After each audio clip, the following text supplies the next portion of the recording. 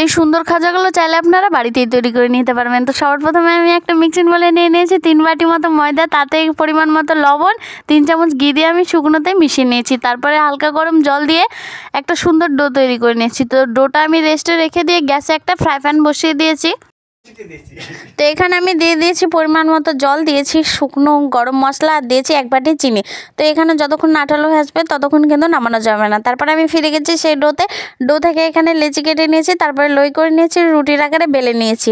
তো রুটির আকারে বেলার পর রুটির ওপরে দিয়ে দিয়েছি তেল, তারপরে চালের গুঁড়ো আমি এখানে ছিটিয়ে দিয়েছি। তো একইভাবে 5টা রুটি আমি এরকম পদ্ধতিতে করে নিয়েছি। তারপরে এখানে রোলের আকার দিয়ে সামান্য পরিমাণ জল দিয়ে এটাকে ভালোভাবে রোল করে নিয়েছি।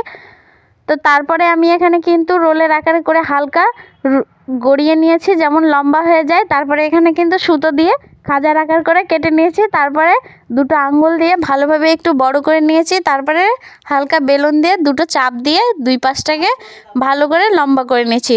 তারপরে একটা কড়াই বসিয়ে দিয়েছি, দিয়ে এখানে তেলটা যখন হালকা গরম হয়ে আসবে লালচে করে ভেজে নিতে হবে খাজাগুলো।